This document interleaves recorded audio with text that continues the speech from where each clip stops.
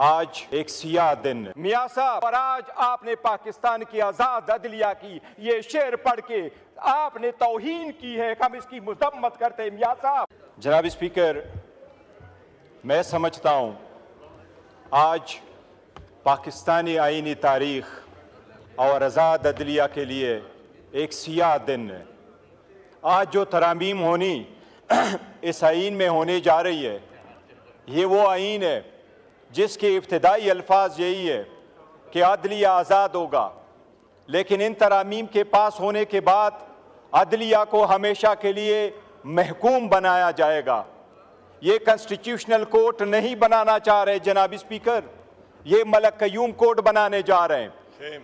जनाब स्पीकर, आज हुकूमत बेंचेस पे बैठे वाले लोगों ने जिस अंदाज में पाकिस्तान के आज़ाद अदलिया को हुकूमत नुमाइंदगान ने तनकीद का निशाना बनाया है, इतनी तनकीद कभी हिस्ट्री में इन लोगों ने इंडिया, मोदी और कलभूषण यादव पे नहीं की, जिन्होंने अपने आज आज़ाद अदलिया पे की है। जनाब स्पीकर, मैं मियाँ साहब को एक चीज़ रिमाइंड कराऊंगा।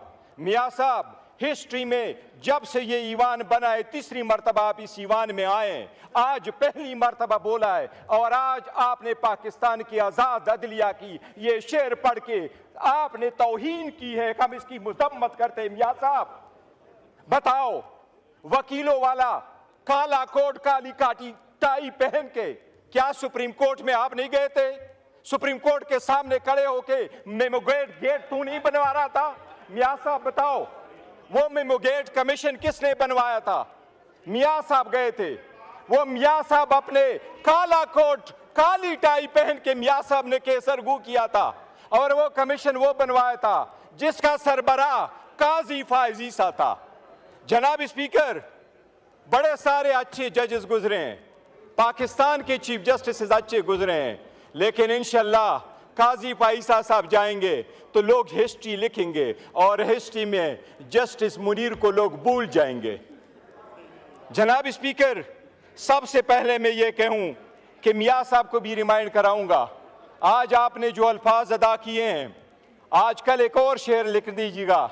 आप अपने उन अल्फाज को भी याद रखो जो आज़ाद अदलिया, तो क्या आपके अल्फाज बैनुल अक़वामी अदालत में पाकिस्तान के खिलाफ इस्तेमाल हुए, उसके हक में भी एक शेर लिख दीजिएगा। जनाब स्पीकर, मैं आपको ये कह रहा हूँ, ये अल्फाज ये नहीं है, ये मैं आईन पे आता हूँ। सबसे पहले हमने इस आईन पे मौलाना साहब समेत हुकूमत के साथ किसी एक लफ्ज़ पे भी इत्तेफाक नहीं किया। मैं अभी आपको बताता हूँ जनाब स्पीकर।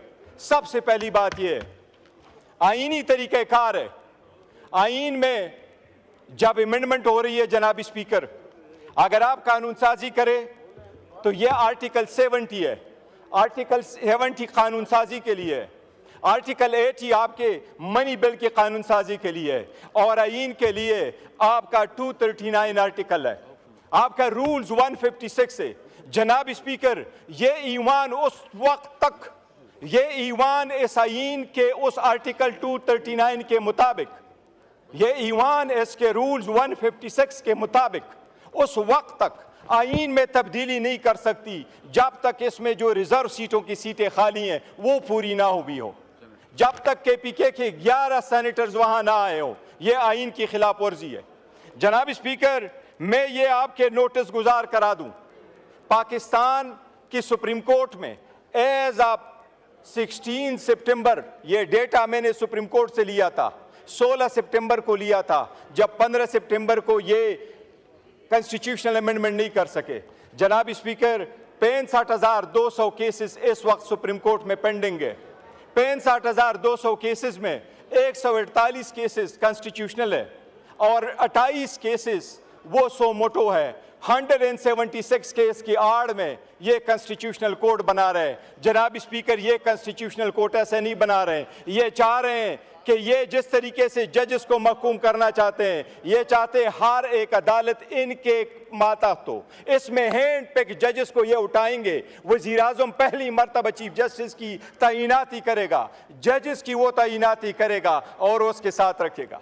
जनाब स्पीकर, एक चीज़ रिकॉर्ड पे लाऊं, आपने कमेटी बनाई इस ईवान की कमेटी में हर पॉलिटिकल पार्टी का नुमाइंदा शामिल था।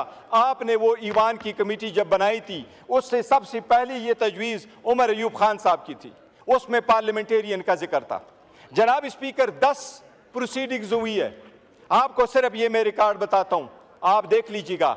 ये कानून साजी होते हुए सिर्फ ये नहीं है कि आइन की खिलाफ वर्जी हो रही है, इस ईवान को मिसलीड किया गया। मैं शाह साहब का भी रिमाइंड कराऊंगा, शाह साहब खुर्शीद शाह साहब मर थे, उसके साथ भी धोखा हुआ है, आपने उसका नोटिस लेना है। जब कमेटी बनी, खुर्शीद शाह साहब चेयरमैन हुए, तो मैंने मुखातिब करके खुर्शीद शाह साहब को कहा, मैंने कहा शाह साहब बड़ी जिम्मेदारी है, ये जिम्मेदारी निभा पाओगे? शाह साहब ने जवाब नहीं दिया था। जनाब स्पीकर, ये जब कमेटी में हम आए, सबसे पहला ड्राफ्ट इनकी खुर्शीद शाह साहब की जो कमेटी थी, जिस तरह रोयत हिलाल कमेटी को कभी चांद नजर नहीं आता, खुर्शीद शाह की कमेटी को कभी मुसव्विदा नजर नहीं आता। ये तो अच्छा हुआ मौलाना पापुल जैद थे कि उसने लीक करवाया। जनाब स्पीकर, ये पहला ड्राफ्ट जब लीक हुआ, मैंने वजीर कानून साहब को कहा आपका ड्राफ्ट लीक हुआ है, क्या ये आपका ड्राफ्ट है? उसने एडमिट नहीं किया। सबसे पहला ड्राफ्ट रिकॉर्ड के मुताबिक जनाब स्पीकर 17 तारीख को हमारे पास आया, 56 आर्टिकल पे मुश्तमिल। आखिरी ड्राफ्ट ये आपके मेरे साथ हाथ में जनाब स्पीकर, ये वो ड्राफ्ट है जो मैंने अपने आमिर डोगर से नहीं लिया। ये वो ड्राफ्ट है जो मैंने पुलेन साहब को बुलाया, मैंने पुलेन साहब से कहा आप मुझे अपना ड्राफ्ट दे दे। वो कौन सा ड्राफ्ट है? ये वो ड्राफ्ट है जो खुर्शीद शाह साहब की कमेटी ने फाइनल किया। जनाब स्पीकर, सारे पार्लियामेंटेरियन के सामने इसने ये दावा किया कि ये ड्राफ्ट फाइनल है, ये पार्लियामेंट की तरफ से जा रहा है, ये ईवान में जब ड्राफ्ट आएगा वो इसके मुताबिक होगा। ये पुलेन साहब इनकी तरफ बैठे हुए हैं, उनसे आप पूछ ले। जनाब स्पीकर, ओवरनाइट क्या हुआ कि आपने ये मंजूर शुदा, हमारे तरफ से नहीं, मैं रिकॉर्ड पे 2 चीजें आपको कहूं। हम उस ईवान पार्लियामेंट का हिस्सा थे, उस कमेटी का हम हिस्सा इसलिए थे कि उसमें लफ्ज लिखा था कि ये पार्लियामेंटेरियंस के लिए बनी है। हमने पार्लियामेंटेरियन का इशू उसके अंदर लाया था। हमने इस ईवान में बारहा उनको कहा था कि आपका कोई मैंडेट नहीं है कि आइन के आईनी तरमीम का मुसव्विदा आप तो ये कर ले। ये हम बारहा लेके आ चुके थे, हम मौलाना साहब के साथ भी थे। मैं रिकॉर्ड पे कहना चाहता हूं जनाब स्पीकर, हमने किसी के साथ इस ड्राफ्ट के एक लफ्ज पे भी इत्तेफाक नहीं किया था, बिकॉज हम समझते थे ये इलेजिटिमेट है, ये इसका प्रोसेस नहीं है। लेकिन जनाब स्पीकर, ये ड्राफ्ट आज आपके सामने वजीर कानून ने रखा, इसको सिर्फ देख ले। ये जो खुर्शीद शाह साहब की कमेटी ने भेजा, इनको कमिट किया, ये फुलेन साहब सामने बैठे हैं कि हमको कहा इसमें से एक लफ्ज नहीं होगा, वो खुर्शीद शाह साहब बैठे हैं कि इसमें से कमी नहीं आएगी। अब मैं आपको ये बता रहा हूं जनाब स्पीकर, ये क्या कर रही है हुकूमत एक चॉकलेट की कोडिट करके अवाम को जहर दे रही है, अदलिया को तकसीम कर रही है, अदलिया को महकूम बना रही है। मैं अभी आपको बताता हूं, ये ड्राफ्ट मंजूर शुदा था। इस ड्राफ्ट में ये लिखा था, पहला लफ्ज देखे, ये देखे, सबसे पहला लफ्ज देखे जनाब स्पीकर, इसमें यह लिखा था कि कमीशन होगा चीफ जस्टिस पे मुश्तमिल और इसमें होंगे 4 सीनियर जजेस। आपने इसको क्यों चेंज किया? यह हुकूमती ड्राफ्ट में क्यों चेंज आया? दूसरी बात, यह कमेटी आपने बनाई जिसमें से जजेस की अपॉइंटमेंट होना था, इनके अल्फाज में आपने तय्युर क्यों डाला, 230 क्यों डाला? आपने दूसरे लफ्ज इसमें लिखा जनाब स्पीकर, ये आपके सामने गोशगुजार कराता हूं, ये कमेटी के सीनियर जजेस को किसने चेंज किया? ये चौथा आपके सामने लेके आ जाता हूं जनाब स्पीकर, कमेटी ने कोई भी इस बात पे इत्तेफाक नहीं किया था, कमेटी में कोई भी आर्टिकल 202A नहीं था, कमेटी ने कोई अप्रूवल नहीं दी थी, कमेटी ने कभी नहीं कंसिडर किया था कि हाई कोर्ट के लेवल पे भी कॉन्स्टिट्यूशनल बेंचेस होंगे। जनाब स्पीकर, ये आपने की कॉन्स्टिट्यूशन कमेटी थी, ये खुर्शीद शाह साहब ने नोट भेजा था, ये ईवान के साथ भी फ्रॉड हुआ है, जो ऐसा ड्राफ्ट आया है जो ईवान ने नहीं भेजा। जनाब स्पीकर, मैं 3 चीजों का अर्ज करता हूँ जी। ये आदलिया पे अटैक है, बस काइंडली वाइंड अप कीजिए। जनाब स्पीकर, मैं कंप्लीट करता हूँ जनाब स्पीकर, मैं आर्टिकल 175 का जनाब स्पीकर आपको अर्ज कर रहा हूँ। एक चीज जनाब स्पीकर, लीडर को बुलाएं जी। जनाब स्पीकर, अभी चीफ जस्टिस का जब इंतखाब होगा उसमें 8 एमएनए शामिल होंगे और इसमें 4 सेनेटर शामिल होंगे। जनाब स्पीकर, जब बाकी तौर पे हम अपॉइंट करते हैं जजेस को तो उसमें अपोजिशन और गवर्नमेंट के एक जैसे नुमाइंदे होते हैं। आपने इसमें प्रोपोर्शनेट रिस्पांस, आपने प्रोपोर्शनेट रिप्रेजेंटेशन क्यों प्रोवाइड किया? इसका मतलब यह कि जो कमेटी होगी वो ज़्यादा तादाद हुकूमत की होगी, चाहे वो सेनेट है चाहे वो कौमी असम्बली है। इनका मतलब यह कि ये खुद बनाएंगे, ये कॉन्स्टिट्यूशनल कोर्ट के बेंचेस ये खुद बनाएंगे, जजेस की अपॉइंटमेंट ये खुद करेंगे, चीफ जस्टिस का अपॉइंटमेंट भी ये वज़ीर आज़म खुद करेगा। जनाब स्पीकर, ये अदलिया की आज़ादी के खिलाफ सबसे बड़ा कदगन है। इसी तरह आर्टिकल 199 में जो कॉन्स्टिट्यूशनल केस प्रोवाइड किया है, जनाब स्पीकर एक मिनट कंक्लूड कर। जनाब स्पीकर, इसी तरह आर्टिकल 191 में जो आप कॉन्स्टिट्यूशनल बेंच प्रोवाइड कर रहे हैं, जनाब स्पीकर, कोई भी अदलिया में ये कभी नहीं हुआ कि सुप्रीम कोर्ट तो केस के फैसले करे लेकिन उसके लिए बेंचेस कोई और बनाए।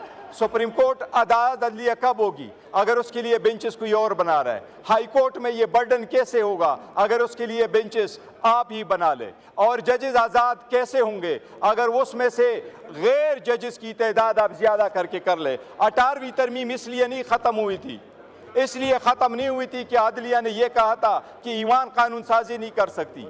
अदलिया ने इसलिए ख़त्म किया था कि जजेस की तादाद कम कर दी थी। वो तो 9 मेंबर बेंच पे मुश्तमिल था जिसमें 5 जजेस थे, अभी 4 जजेस थे और 3 नॉन जजेस थे। अभी तो आपने उसमें 5 जजेस और 8 नॉन जजेस कर लिया। जनाब स्पीकर, हम समझते हैं ये सब के सब आज़ाद अदलिया के खिलाफ इनका एक पहले ये सुप्रीम कोर्ट पे अटैक करते रहे, आज पूरे अदालती निज़ाम पे इन्होंने अटैक किया है। हम समझते हैं ये कानून की खिलाफ वर्जी। जनाब स्पीकर।